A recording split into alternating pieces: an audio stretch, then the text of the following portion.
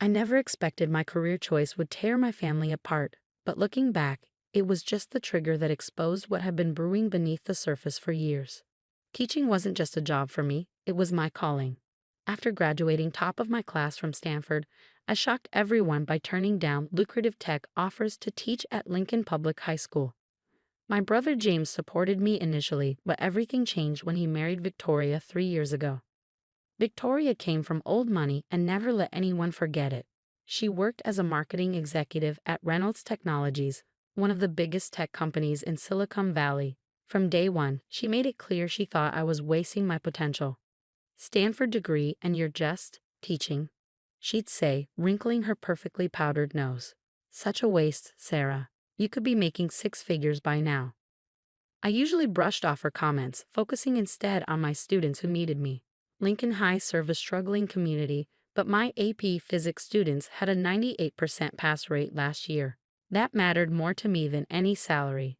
Then came the dinner party that changed everything. James and Victoria were hosting a gathering for her work colleagues at their newly renovated mansion in Pacific Heights. I almost didn't go, but James insisted. Please, Sarah. Victoria's boss will be there. It's important to her. I should have trusted my instincts. The evening started awkwardly enough. Victoria had seated me at the far end of the table, away from the important guests. I recognized several tech executives from the news, all dressed impeccably, discussing stock auctions and vacation homes. Sarah, darling, Victoria's voice carried across the table, dripping with false sweetness. Do tell everyone what you do. I'm sure they'd find it interesting. I straightened in my chair. I teach AP Physics at Lincoln High School. The silence was deafening. Victoria's laugh broke it like shattering glass. Can you believe it? Stanford graduate, could have been anything, and she chose to babysit teenagers in the worst school district in the city. Several guests tittered nervously. James stared at his plate, saying nothing. Teachers are just failed professionals, Victoria continued, warming to her audience. No offense, Sarah, but those who can do. Those who can't, well, you know the rest. My hands trembled under the table, but I kept my voice steady. My students. Oh, your precious students, Victoria interrupted. Face it, Sarah, you're wasting your life playing hero to kids who'll probably drop out anyway. When was the last time you made any real difference? That's when a deep voice from the doorway cut through the room like thunder. Miss Anderson. Everyone turned. A tall man in an expensive suit stood there, his presence commanding immediate attention. I recognized him instantly. Michael Reynolds, CEO of Reynolds Technologies, Victoria's boss. Mr. Reynolds, Victoria jumped up, fawning. We weren't expecting you so early. But he wasn't looking at her. His eyes were fixed on me, and to everyone's shock, they were filling with tears. Miss Anderson, he said again, his voice thick with emotion. You probably don't remember me, but my son Alex was in your class last year. The room went deadly quiet. Victoria's face turned an interesting shade of white. Alex Reynolds, I said softly, remembering the quiet boy who'd sat in the back of my class. He worked so hard. He was failing every class before he met you. Mr. Reynolds continued, walking toward me. The divorce hit him hard. Other teachers had given up on him. But you, he paused, composing himself. You stayed after school with him every day for months. You believed in him when no one else did. I felt tears prickling my own eyes. Alex was brilliant. He just needed someone to see it. He's at MIT now, Mr. Reynolds said proudly, on a full scholarship. He calls it the Miss Anderson Scholarship because he says he never would have made it without you. The silence in the room was absolute. I could hear Victoria's nervous breathing. When he told me his physics teacher's name, I couldn't believe it. Mr. Reynolds continued. I've been trying to track you down to thank you. I never expected to find you here. He turned to address the entire table. This woman isn't just a teacher. She's a miracle worker. She takes kids who've lost hope and shows them their own potential. She could have chosen an easier path, made more money, but she chose to make a difference instead. Victoria looked like she might faint. James was staring at me with a mixture of pride and shame. Miss Anderson, Mr. Reynolds said formally, I have a proposition for you, but perhaps we should discuss it somewhere more supportive. I stood up, my legs surprisingly steady. For the first time all evening, I felt truly seen. I think that's an excellent idea, Mr. Reynolds. As we walked toward the door, I heard Victoria's strangled whisper to James. "Did you know? Why didn't you tell me?" But I didn't stop to hear his response. Something told me this was just the beginning of a much bigger story. The next morning, my phone wouldn't stop buzzing with messages from James and Victoria. I ignored them all. Instead, I focused on the business card Mr. Reynolds had given me the night before. 9 a.m., Reynolds Technologies headquarters. As I stepped into the gleaming office building, wearing my best blazer, which probably cost less than Victoria's lipstick, I couldn't stop thinking about our conversation from last night. After leaving the disastrous dinner party, Mr. Reynolds had taken me to a quiet cafe nearby. "Miss Anderson," he'd said, "what you did for Alex? That kind of dedication is rare. We need more of that in education." Now his assistant led me to a conference room where I found not just Mr. Reynolds, but an entire board of directors. "Sarah," Mr. Reynolds smiled warmly, "thank you for coming. We have something important to discuss." But before he could continue, the door burst open. Victoria stood there, looking perfectly polished despite her obvious agitation. "Michael, I can explain everything about last night." She stopped short seeing me there. "What is she doing here?" Mr. Reynolds' smile turned cold. "Mrs. Thompson, this is a private meeting, and you're interrupting the discussion about our new $50 million education initiative." Victoria's perfectly plucked eyebrows shot up. "Education initiative." "Yes," Mr. Reynolds continued, "we're launching a comprehensive program to transform struggling schools across the city, and we want Sarah to lead it." I sat there stunned as he laid out the details. Reynolds Technologies was creating a foundation to provide resources, technology, and support to public schools. They wanted me to be the executive director. "The salary is $250,000 annually," he added casually, "plus full benefits and a significant budget for program implementation." Victoria made a choking sound. "But," I hesitated, "I'm just a teacher." "No," Mr. Reynolds said firmly, "you're an educator who understands what these kids really need. You're exactly who we need." Victoria's face had turned an alarming shade of red. "But she's not qualified. I've been working here for 5 years. If anyone should lead a new initiative." "Speaking of your work here," Mr. Reynolds interrupted, opening a folder, "we should discuss some irregularities in your department's expense reports." Victoria went pale. "It seems," he continued, "you've been charging personal expenses as business costs. Quite substantial amounts, actually." "I can explain," Victoria stammered.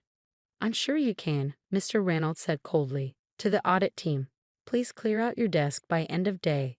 Victoria turned to me, her designer mask finally cracking. "You planned this," she shrieked. "You're trying to ruin me." "Mrs. Thompson," Mr. Reynolds' voice was steel, "security will escort you out." As Victoria was led away, still shouting accusations, Mr. Reynolds turned back to me. "I apologize for that interruption. Now about the position." I held up my hand. "Before I accept, I need to know something. Did you really fire her because of me?" He shook his head. "We've been investigating her for months. Your brother's wife has been embezzling company funds to maintain her lavish lifestyle. Last night's dinner party, charged to the company, her designer wardrobe, company cards. She's been stealing for years." I thought about all the times Victoria had mocked my modest teacher's salary, all while stealing to fund her own lifestyle. "There's more," Mr. Reynolds continued. "Your brother should know that Victoria has been using company resources to fund a secret apartment where she meets her personal trainer." My heart sank for James.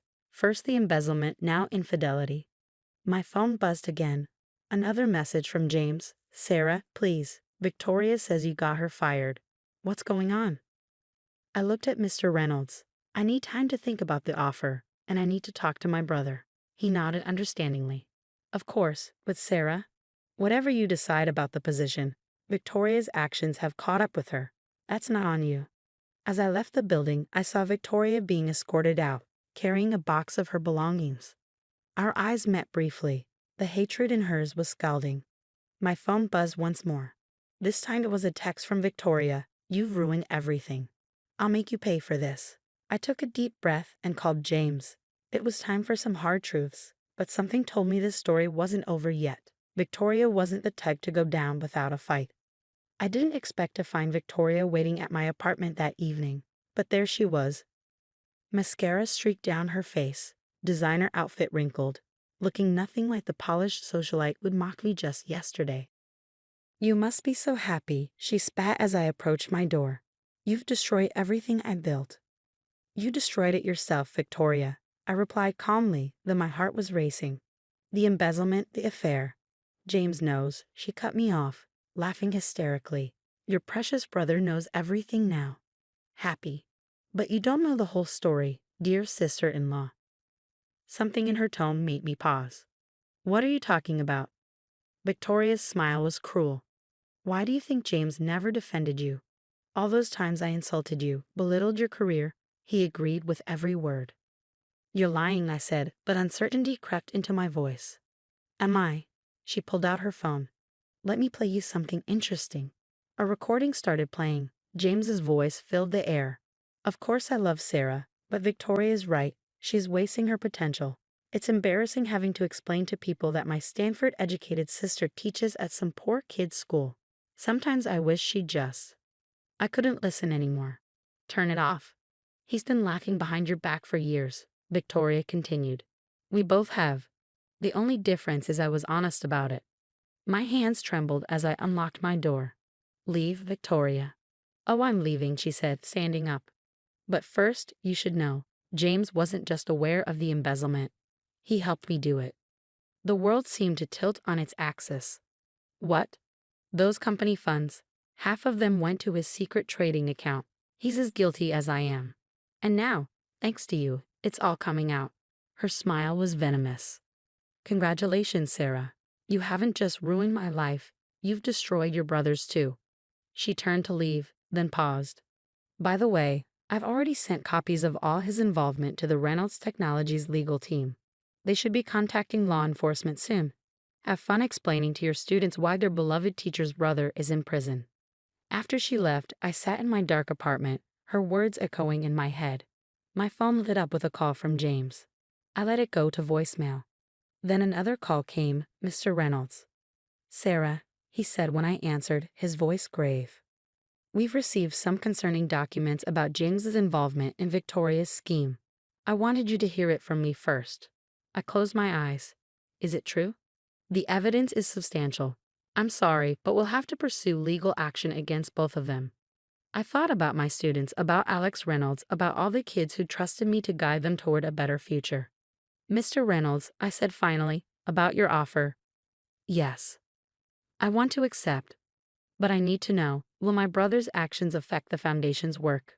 There was a pause. "Sarah, your brother's choices are his own, just like Victoria's. What matters is what you choose to do now." I looked at the family photo on my wall. James and me as kids, smiling, innocent. With a steady hand, I took it down. "When do I start?" The next few weeks were a blur. James and Victoria were both arrested. The story made local headlines. Tech executive and husband charged in $1 million embezzlement scheme. I threw myself into building the Education Foundation. Mr. Reynolds was true to his word. We started implementing programs in struggling schools across the city. Every time I saw a student's face light up with understanding, every time I helped a teacher get resources they desperately needed, I knew I'd made the right choice. 6 months later, I sat in the courthouse for James's sentencing. He turned to look at me, his face gaunt. "Sarah," he started. "I'm so—" "Save it," I cut him off. "You had years to be honest with me. Focus on being honest with yourself now." As I walked out of the courthouse, my phone buzzed with a message from one of my former students. "Miss Anderson, guess what? I got accepted to Stanford. Just like you." I smiled, tears in my eyes. Victoria had been wrong about everything. Success isn't measured in dollars or status. It's measured in lives changed, in potential realized, in truth spoken even when it hurts. The foundation is thriving now. We've expanded to 50 schools with plans for more.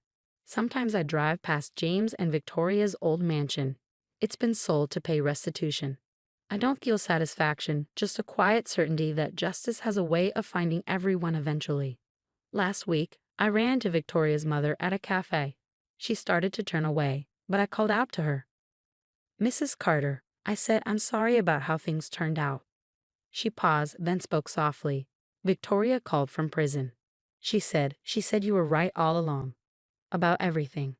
I nodded and let her go. Some victories don't need to be celebrated, they just need to be acknowledged. As for me, I still teach one AP physics class. It keeps me grounded, reminds me why we're doing all this.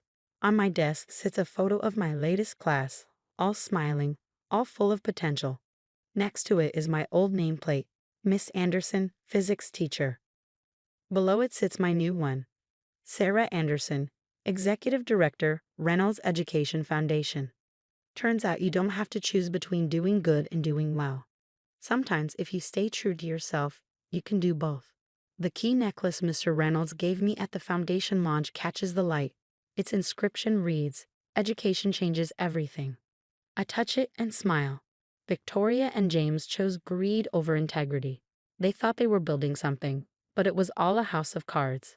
I chose to build something real, something lasting. And that has made all the difference.